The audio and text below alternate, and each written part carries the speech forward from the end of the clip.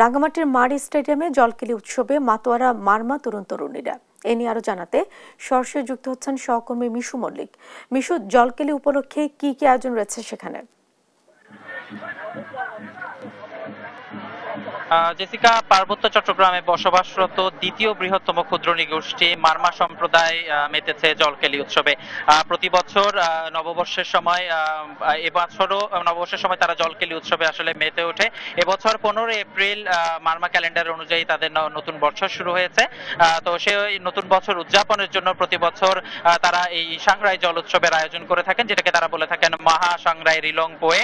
তো রাঙ্গামাটি মারি স্টেডিয়ামে রয়েছে আমি বর্তমানে। এখানে তারা মারমা সম্প্রদায় সহ পাহাড়ে বসবাসরত আরো বিভিন্ন জাতিগোষ্ঠীর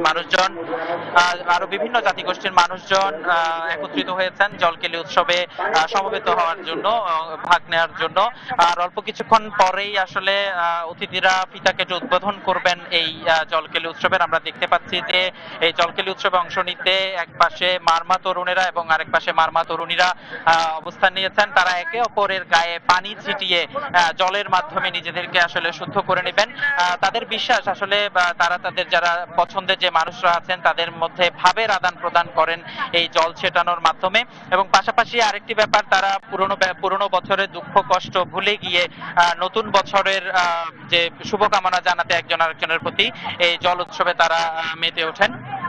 তো রাঙ্গামাটি মারি স্টেডিয়ামে এখন অনেক মারমা সম্প্রদায়ের পাশাপাশি পাহাড়ে বসবাসরত আরো বিভিন্ন জাতিগোষ্ঠী, চাকমা, ত্রিপুরা এবং বাঙালি সম্প্রদায়েরও অনেকে আসলে উপস্থিত হয়েছেন। তারা আর কিছুক্ষণ পরেই শুরু করবেন জলকেলি উৎসব। অতিথিরা আসার পরেই জলকেলি উৎসবে শুরু হবে।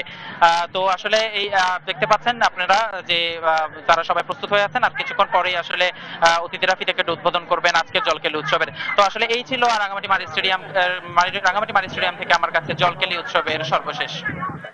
মিশু, আপনাকে ধন্যবাদ। দর্শক, জলকেলি উৎসবের খবর জানাচ্ছিলেন আমাদের সহকর্মী মিশু মল্লিক।